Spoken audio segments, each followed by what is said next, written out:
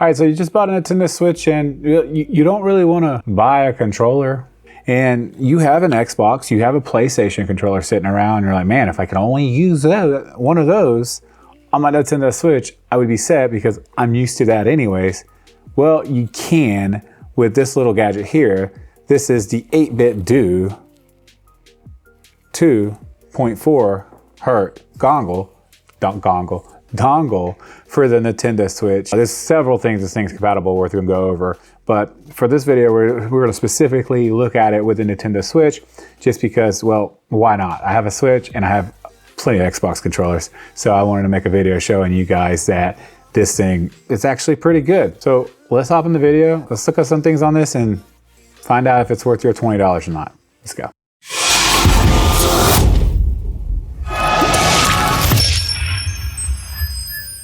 So first things first is we need to get this out of the way. The elephant in the room, yes, 8-bit Dude did send this to me, but complete transparency, they didn't ask me to say anything. They didn't even care if I did a review on this. They sent me this with a few other items and said, review what you want to review. Again, they're not telling me what to say, how to say it. So if I see anything that can be improved on this, you will hear about it. They will see it when you see it, and we can make better products for the future.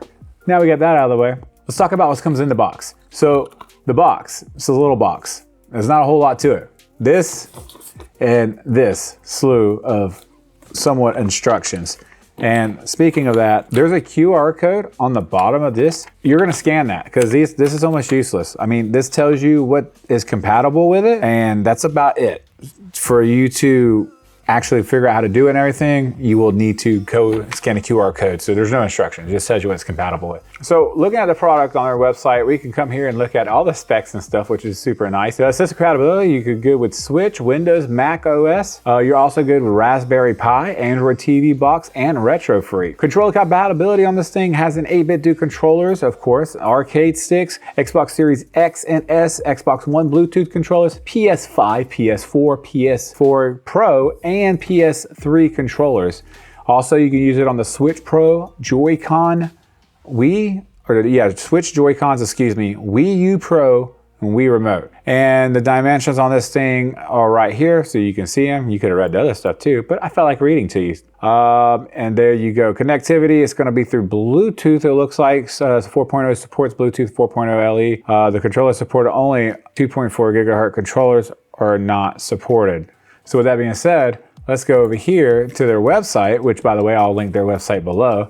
And if you come up here to support, come over here to the dongle 2, you can click on it, and this will actually walk you through on how to do stuff, the manual. Super simple. Here's your controllers that are, so you would just click on this and you would just, we're to connect it to the Switch, and it's super simple. All you would have to do is plug in the dongle, hold the bottom of it, and once it starts rapidly blinking, and by the way, there is like a little, worth checking out. It's like a little coin at the bottom of it.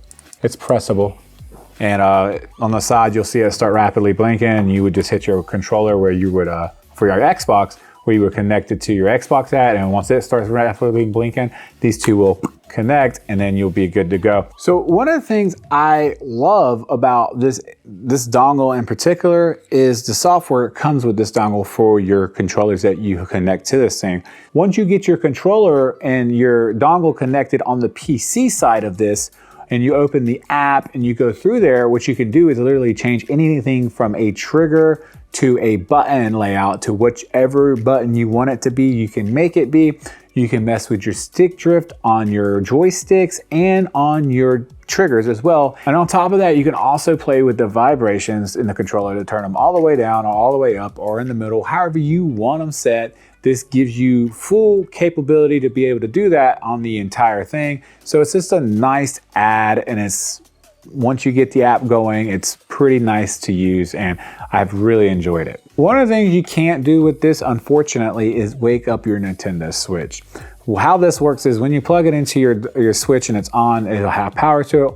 Once your Switch is turned off though, this actually does power down from my understanding after a little bit of time, and that's a good thing. You don't want this thing powered on 24/7 while it's hooked up into your console, because, well, it's going to go bad faster, because this is, there's not a whole lot of hardware in here, and it's probably not supposed to be hooked up 24/7. one of the things with this is you can use it with, well, one controller. You cannot have two controllers connected to it at the same exact time. It's not a con in my personal opinion, but some people might see it that way, but I don't see it that way. It's made for one controller. It doesn't bother me.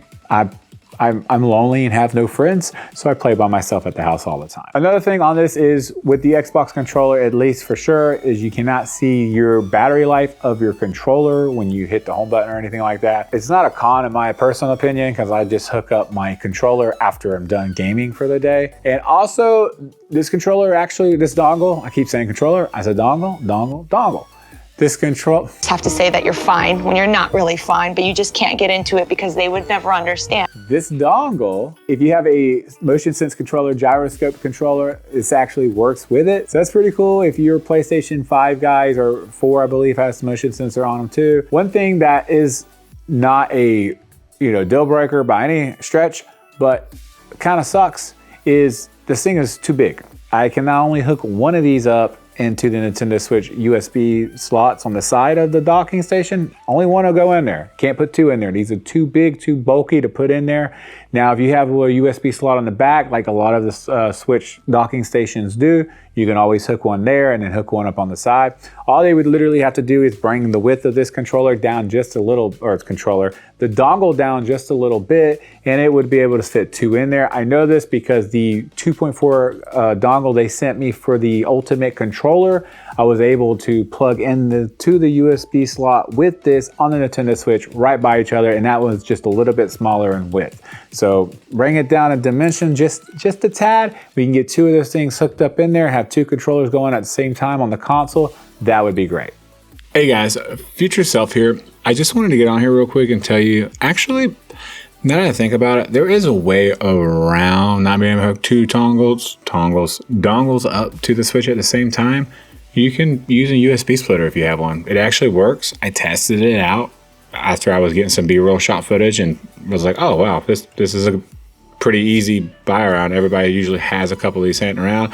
Or if you have like a USB extender cable, right? Just plug that one in. That way it's not taking that much room up, and you might be able to get two hooked up there anyways.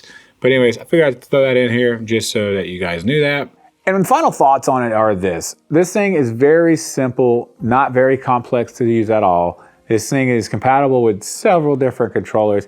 And for me personally, I'd rather spend $20 on something like this and use one of my better controllers than going on Amazon and finding a $10 to $15 to $20 Switch controller that's just gonna be broken in a couple weeks or a month or whatever anyways, because those controllers are really, really low quality controllers at the end of the day, to be completely honest with you. Yes, I'd say this is worth $20. If you're thinking about picking one out, make sure you check out the description below. I'll have links down there for this. And let me know in the comments below as well that you're picking one of these up. Also, check out my 8BitDo Ultimate controller I did over here. It has Hall effect sensors on it. It is amazing, and it'll be the last controller you have to buy because you'll never have to replace the joysticks in it, and that's just amazing.